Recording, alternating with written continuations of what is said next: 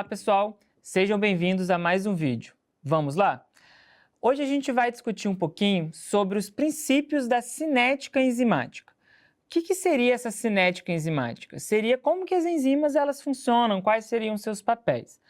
Antes disso, eu queria só recapitular, fazer uma pequena revisão de alguns conceitos que vai ser importante mais à frente para a gente discutir um pouquinho melhor sobre a cinética enzimática. A gente precisa só de recapitular o que é o sítio ativo da enzima. Se a gente for recapitular, o sítio ativo é aquele local, aquela região tridimensional, onde o meu substrato, de forma muito específica, muito seletiva, ele é capaz de interagir com a minha enzima. Então, o meu substrato, ele possui regiões químicas que vai interagir com os resíduos de aminoácido potencialmente dispostos ali no meu sítio ativo da enzima. Então, exatamente isso está mostrado aqui para vocês. Então, o meu sítio ativo nada mais é que essa região tridimensional específica onde o substrato ele vai se ligar formando o complexo enzima-substrato. E ele é formado, então, por esses resíduos de aminoácido. Mas o que acontece nesse sítio ativo? Várias reações químicas, várias ligações, interações entre os resíduos químicos e os substratos. Quais seriam esses tipos de interação, professor? Ligações de hidrogênio, interações iônicas, interações hidrofóbicas. E para a gente promover a catálise, para a gente promover a reação química, a gente precisa dessas interações. Aqui, se vocês olharem, o meu substrato, ele tem cargas que vai interagir com outras cargas da enzima, favorecendo essa interação. Se vocês olharem, até a análise tridimensional, ela permite o encaixe perfeito. E falando em encaixe, a gente tem algumas teorias, que permitem, de fato, essa interação. O que seriam essas teorias? A gente tem dois modelos, principalmente, que é o modelo de chave e fechadura e o modelo de encaixe induzido. O modelo de chave e fechadura é o seguinte: o meu substrato encaixa exatamente na minha enzima. Já o de modelo de encaixe induzido, ele vai se encaixar, mas ele precisa de uma modificação enzimática. De forma geral, quanto maior a afinidade substrato-enzima, mais forte será essa ligação com o meu substrato e a enzima facilitando essa catálise. O que seria essa catálise? Essa transformação do meu substrato nos meus produtos. Qual é o papel da enzima nessa catálise? Vamos lá agora. Aqui, antes, é só para a gente ilustrar o que eu acabei de falar. Aqui eu tenho uma enzima, a ribonuclease A, onde a gente tem a quebra, por exemplo, a indução à quebra de uma ligação fosfodiéster. Aqui é exatamente uma ilustração dos aminoácidos ali expostos no meu sítio ativo da minha enzima. E é exatamente nessa região onde o meu RNA ele vai se ligar aqui. Recapitulando, nesse caso aqui, quem é o meu substrato é o meu RNA. E a minha enzima é a minha ribonuclease A. E ela quebra esse RNA. Então, esse RNA ele vai se conectar exatamente em alguns sítios específicos dentro da minha enzima. Por quê? Eu preciso desse sítio ativo para com que a reação química, para com que essa interação ela aconteça. Perfeito? E aí, o que acontece? Mais uma vez, aqui é de uma outra enzima, a quimotripsina pancreática bovina. O que acontece? Aqui, a gente tem a estrutura primária da enzima, aqui a gente tem a estrutura tridimensional e aqui a gente tem um zoom do nosso sítio ativo, que é o que a gente está discutindo especificamente para entender um pouco melhor essa cinética enzimática. Esse sítio ativo ele vai ter diferentes aminoácidos ali dispostos, onde vai permitir a interação com o meu substrato. Então, só para a gente entender que para a reação química acontecer, esse sítio ativo, eles são extremamente necessários. Beleza, professor, mas o que é essa atividade catalítica? Essa atividade catalítica da minha enzima é a diminuição da energia necessária suficiente para transformar o meu substrato em produto. Essa energia é denominada energia de ativação, que é uma barreira energética em que as moléculas elas precisam de superar para transformar substrato em produtos. Então, preste atenção nesses dois gráficos. Aqui, eu tenho um gráfico onde mostra a energia de ativação necessária para transformar um substrato, então tem que chegar todo esse estado de transição até formar o produto. Isso acontece na natureza? Acontece. Mas com a enzima, olha a diferença, olha a quantidade de enzimas suficiente para transformar o meu substrato em meu produto. A reação, ela acontece muito mais rápida, porque eu não tenho tanta energia necessária para ser investida naquele momento. E aí, o que acontece? Se vocês observarem aqui, existe um estado de transição, correto? Esse estado de transição nada mais é do que aquele momento onde eu tenho uma enzima ligada ao meu substrato, formando um complexo enzima-substrato, e depois esse complexo enzima-substrato ele vira um complexo enzima-produto, e depois esse produto se solta. E aí esse produto é liberado para essa enzima se retornar, né, como se fosse uma reciclagem para processar, para fazer novas reações químicas, novos processos de catálise. Então, esse estágio intermediário é muito importante, de fato, para promover essa reação de catálise. Então, mais uma vez aqui, após a reação, o complexo, né, seja a enzima substrato e o complexo enzima produto, ele vai, né, ser liberado e a enzima vai retornar ao seu estado original, liberando sempre os meus produtos após as reações de catálise, após as minhas reações enzimáticas. Essa imagem aqui é uma imagem extremamente interessante. Confesso que ela é um pouco complexa, vocês não precisam de ficar assustados.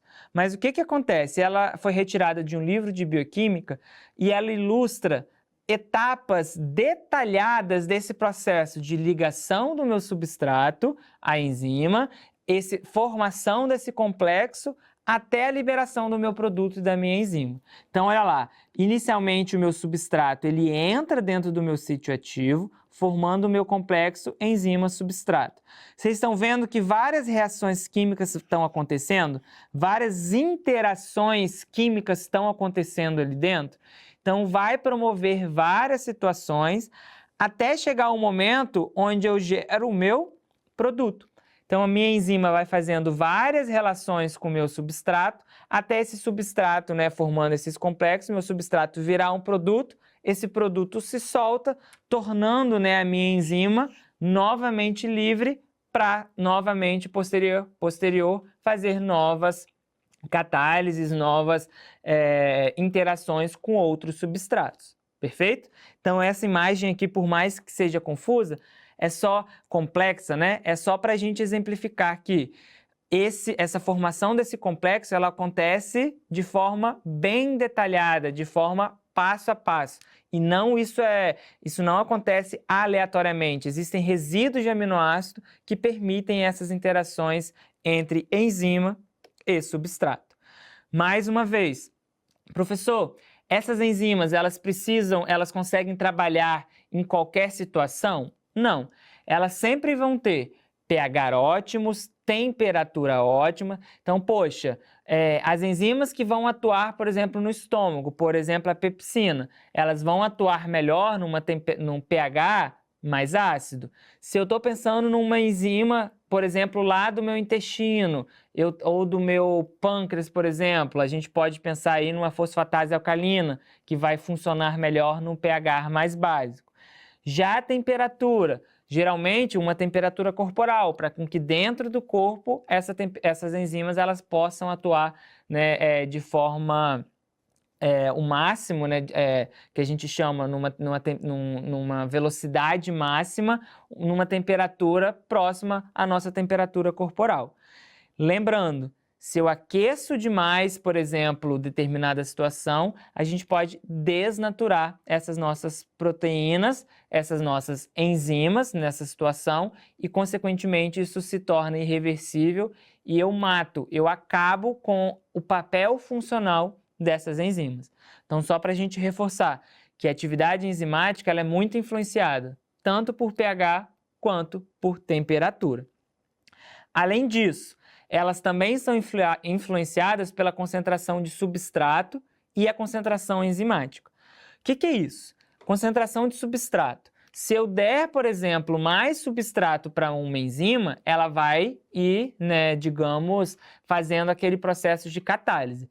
Mas vai chegar um momento que todo o sítio ativo das minhas enzimas vai estar ocupado e aquele substrato vai ficar disponível ali no meu organismo.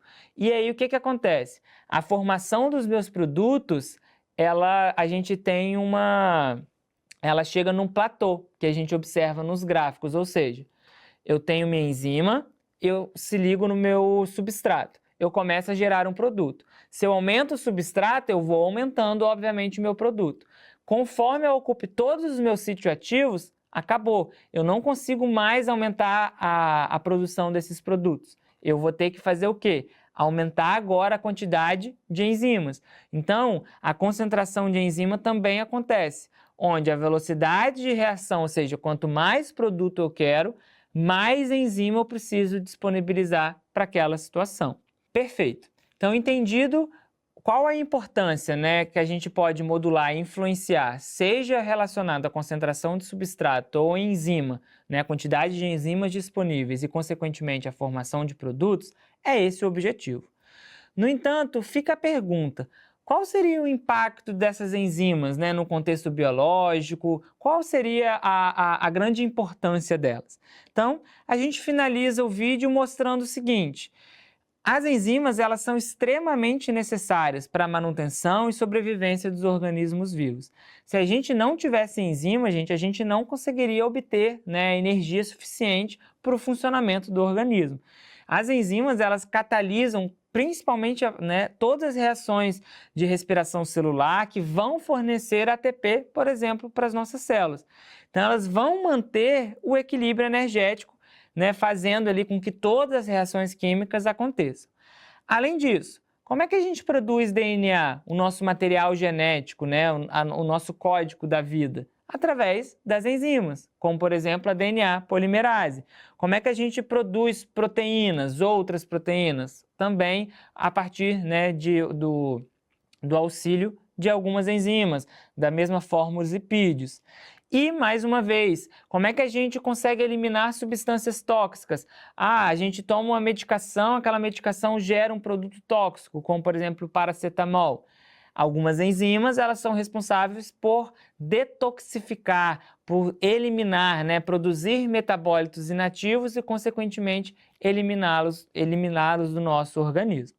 Então, a compreensão da estrutura e a função das enzimas é essencial, por exemplo, para desenvolver novas drogas e terapias. Então, é extremamente importante a gente entender como é que elas funcionam, entender o sítio ativo, como a gente conversou, qual é o papel, se a gente consegue aumentar, por exemplo, a quantidade de enzimas em determinadas situações para determinada doença. Então, tudo isso pode, né, aumentar aí o entendimento de novos tratamentos, de novos cuidados para os pacientes.